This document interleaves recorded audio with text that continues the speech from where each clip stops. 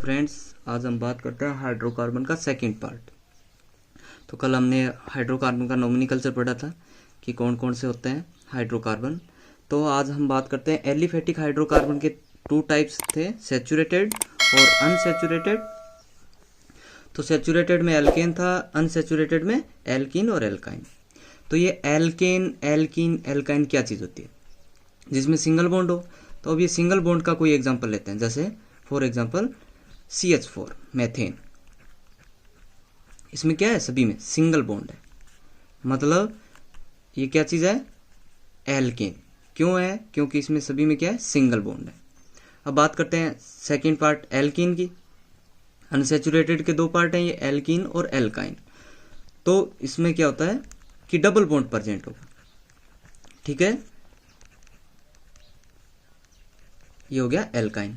तो एक बात हमेशा याद रखना कि कार्बन की वैलेंसी 4 ही होगी, 4 होगी। कार्बन की वैलेंसी कितनी होगी, 4 होगी, 1 2 3 4।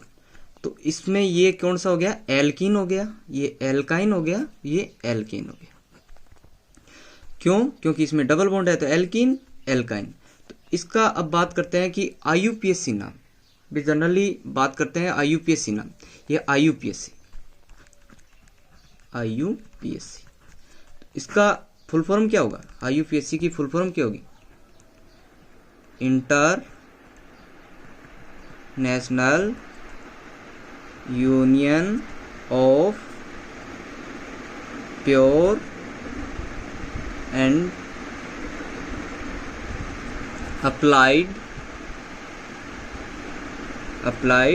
केमिस्ट्री। इसी के बेस पे हम क्या है कि IUPAC के बेस पे नामकरण करते हैं, नॉमिनोमेनक्लेचर। तो सबसे पहले हम बात कर लेते हैं, एक छोटी सी चीज़ें हैं, छोटी छोटी बेसिक है IUPAC के रूल हैं, वो मैं अभी आपको बता देता हूँ कि कार्बन टू टाइप से हम नॉमिनोमेनक्लेचर करेंगे। एक तो है ट्राइबल सिस्टम। कौन सा, ट्राइबल सिस्टम, जिसको हिंदी में बोलते हैं रूट पद्धति। कौन सी पद्धति, रूट पद्धति। और सेकंड है IUPAC। तो सबसे पहले बात करते हैं रूट पद्धति। इसमें क्या होता है, जनरली नाम होता है, तो ये दो पद्धति है, रूट पद्धति और IUPAC। तो रूट पद्धति में क्या होता है कि नेचुरल सोर्स और प्रॉपर्टी के बेस पे करते हैं, प्राकृतिक स्रोतों और गुणों के आधार पर हम क्या है, इसका नामकरण करते हैं। फॉर एग्जांपल जैसे CH4 है, मेथेन है, या IUPAC में मेथेन बोलेंगे, बट इसको रूट पद्धति ट्राइबल सिस्टम में क्या होता है, इसका प्राकृतिक स्रोत और गुणों के बेस पे बोलेंगे तो इसको मार्स गैस बोलते हैं। कौन सा, मार्स गैस। जैसे फॉर एग्जांपल एनी एग्जांपल और भी ले लेते हैं, कौन से, फॉर्मिक एसिड या एसिटिक एसिड। एसिटिक एसिड हो गया, ये हो गया फॉर्मिक एसिड। ये फॉर्मिक एसिड और एसिटिक एसिड ये ट्राइबल सिस्टम के बेस पे हम नामकरण करते हैं इनका। तो एसिटिक एसिड सिरके में प्रेजेंट होता है और फॉर्मिक एसिड चिंटी होती है ना, उसमें। अब बात करते हैं IUPAC के कुछ रूल है, मैं पहले ही बता देता हूँ आपको, और धीरे धीरे जैसे नामकरण नॉमिनोमेनक्लेचर करेंगे तो उस हिसाब से हम स्टार्ट कर लेंगे। अब इस IUPAC में क्या होता है कि अणु में कार्बन परमाणु की संख्या के आधार पर, अणु में कार्बन परमाणु की संख्या के आधार पर, तो जैसे इसको बोलते हैं परफिक्स, जिसको बोलते हैं हिंदी में पूर्व लगन, कि जिस अणु में कार्बन परमाणु की कितनी संख्या है उसके बेस पे पूर्व लगन या परफिक्स क्या लगाएंगे।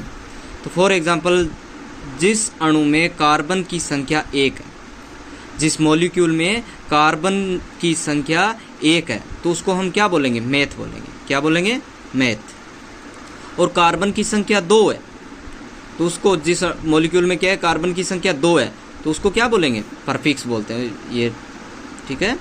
2 है, उसको क्या बोलेंगे, एथ बोलेंगे। इसी तरीके से कार्बन संख्या 3 है तो उसको क्या बोलेंगे, प्रोप बोलेंगे। उसी तरीके से कार्बन संख्या 4 है, उसको ब्यूट। और कार्बन संख्या 5 उसको पेंट। और कार्बन संख्या 6 उसको हेक्स बोल देंगे। 7 को क्या बोल देंगे, हेप्ट। और 8 को क्या बोल देंगे, ओक्ट। और 9 को क्या बोल देंगे? नॉन। और 10 को क्या बोल देंगे? डेका। अब बात करते हैं आगे भी। 11 को 11 को क्या बोल देंगे? अनडेका। क्या बोल देंगे? अनडेका। और 12 को क्या बोलेंगे? डूडेका। डूडेका। इसी तरीके से कार्बन 13 है, उसको ट्राइडेका, टेट्राडेका, पेंटाडेका, हेक्साडेका, इसी तरीके से ये चलता रहेगा। तो ये मॉलिक्यूल की कार्बन परमाणु की संख्या के बेस पे है कि परफिक्स क्या लगाते हैं आईयूपीएसी नाम में। ये शुरुआत में आपका सबसे इंपॉर्टेंट है कि आईयूपीएसी का जब नॉमिनी कल्चर करते हैं तो ये सबसे पहले जरूरत पड़ती है अपन को। अब बात करते हैं कि परफिक्स हो गया ये पूर्व लगन, जिसको हिंदी में बोलते हैं पूर्व लगन। अब बात करते हैं सफिक्स में, जैसे फॉर एग्जांपल एल्केन। एल्केन में सफिक्स क्या बोलेंगे? जिसको अनुलगन बोलते हैं, तो एन लगाएंगे। क्या लगाएंगे? एन। ठीक है। और एल्कीन में जिसमें डबल बॉन्ड हो, सिंगल बॉन्ड में एन लगा देंगे सफिक्स, और डबल बॉन्ड में क्या लगाएंगे? इन। और ट्रिपल बॉन्ड में आइन। ठीक है, आइन। उसमें क्या होता है कि कोई कार्बन सीरीज है, कार्बन के ऊपर 2 समान एल्किल ग्रुप आ गए, 3 आ गए, कार्बन के ऊपर 2 या 3 एल्किल ग्रुप समान आ जाए, तो उनको क्या बोलेंगे? फॉर एग्जांपल CH3 आ गया, और उसको आईयूपीएसी में इसमें क्या बोलेंगे? मेथिल बोलेंगे। और आइडेंटिकल सब्स्टिट्यूएंट बोलते हैं इनको, समान प्रतिस्थापी। फॉर एग्जांपल ये क्या हो गया? प्रोपिल।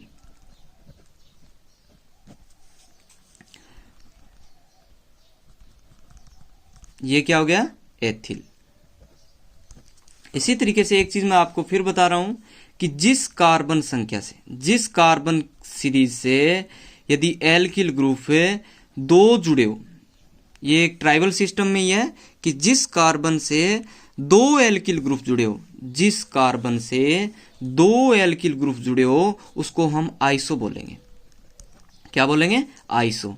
और जिस कार्बन संख्या से, जिस कार्बन से एल्किल ग्रुप 3 जुड़े हो, कितने जुड़े हो? 3 जुड़े हो, तो उसको क्या बोलेंगे? नियो बोलेंगे। क्या बोलेंगे? नियो बोलेंगे। तो इसी ट्राइबल सिस्टम के आइसो और नियो के बेस पे हम एक एग्जांपल ले लेते हैं, CH2, CH, CH3 और CH3। तो इसमें क्या होता है कि अब जनरली नेम, ट्राइबल सिस्टम के बेस पे जनरली नेम करेंगे तो हम क्या करेंगे? जिस कार्बन से 2 एल्किल ग्रुप जुड़े हो, जिस कार्बन से 2 एल्किल ग्रुप जुड़े हो, तो क्या होगा? आइसो होगा। क्या होगा? आइसो। तो आइसो। और ये जनरली नेम में टोटल कार्बन काउंट होते हैं। ट्राइबल सिस्टम में नामकरण करेंगे तो टोटल कार्बन ऐड होंगे। तो 1 2 3 4, 4 के लिए हमने क्या बोला था? But, iso butyl. उसी तरीके से जिस कार्बन संख्या से 3 एल्किल ग्रुप हो तो वो क्या हो जाएगा? नियो हो जाएगा। Is that clear? अब बात करते हैं आईयूपीएसी का नाम कैसे करते हैं। तो सबसे पहले फर्स्ट एल्केन। क्या चीज है? एल्केन। एल्केन के बेस पे तो मैंने बताया कि एल्केन में सभी में सिंगल बॉन्ड होगा, और कार्बन की वैलेंसी क्या रखनी है आपको? 4 रखनी है। तो इसका आईयूपीएसी नाम करेंगे हम, तो सभी में क्या है? इसकी वैलेंसी क्या कर देंगे? कंप्लीट कर देंगे। क्या कर देंगे? कंप्लीट कर देंगे। ये देखो, सभी में वैलेंसी क्या कर दी? कंप्लीट कर दी। अब सबसे पहले आईयूपीएसी का एक रूल होता है कि सबसे लंबी श्रृंखला लेंगे और लंबी श्रृंखला का चयन करेंगे। तो इसमें क्या होता है कि लंबी श्रृंखला ही है ये तो अपने आप में। तो और मैंने बताया था कि जिस अणु में कार्बन की संख्या कितनी हो उसी के बेस पे करेंगे। तो कार्बन की इसमें नंबर काउंट कर लेंगे। कार्बन 1 2 3 4। तो यदि कार्बन की संख्या जिस अणु में 4 हो तो उसको क्या बोलेंगे? ब्यूट बोलेंगे।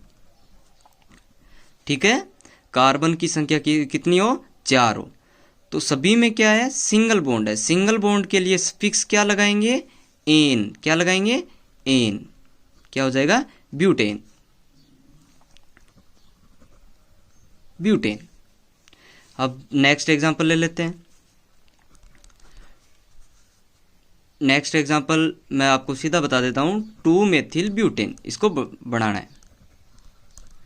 इसका हम पहले ये बना लिया और इसका एक एग्जांपल लेकर सीधा बना देना। IUPAC नाम लेकर बनाते हैं, उसकी स्ट्रक्चर बनाते हैं। 2 मेथिल ब्यूटेन, सबसे पहले क्या करना है, ब्यूटेन, क्या चीज़ है, ब्यूटेन। ब्यूटेन का मतलब 4 कार्बन है। कितने कार्बन है, 4 कार्बन, 1 2 3 4, 4 कार्बन है। सभी में सिंगल बॉन्ड है क्योंकि इसने दे रखा है N, सिंगल बॉन्ड है। तो ये बोल रहा है कि 2 नंबर कार्बन, 1 2 3 4, ये बोल रहा है 2 नंबर कार्बन पर क्या है, मेथिल है। तो मैंने बताया था मेथिल CH3 को बोलते हैं, C2H5 को एथिल, उसी तरीके से प्रोपिल ब्यूटिल। तो अब इसकी वैलेंसी कंप्लीट कर देंगे, ठीक है, हाइड्रोजन जोड़ देंगे। उसी तरीके से एक एग्जांपल और देख लेते हैं। अब इसका ये तो हो गया IUPAC नाम। इसका ट्राइबल सिस्टम से या रूट पत्ती से नामकरण करें तो, कि मैंने बताया था रूट पत्ती में क्या होता है कि जिस कार्बन से 2 एल्किल ग्रुप जुड़े हो, ये CH3 तो है, जिस कार्बन से 2 एल्किल ग्रुप जुड़े हो, 2 एल्किल ग्रुप है, R और R एक ही बात है, एल्किल ग्रुप ही है। जिस कार्बन से 2 एल्किल ग्रुप जुड़े हो उसको क्या बोलेंगे, आइसो बोलेंगे। तो क्या हो जाएगा, आइसो, और टोटल कार्बन काउंट हो जाते हैं 1 2 3 4 5, आइसो पेंटिल। ये हो गया इसका रूट पत्ती में नाम। अब बात कर लेते हैं आगे बढ़ेगा 3 एथिल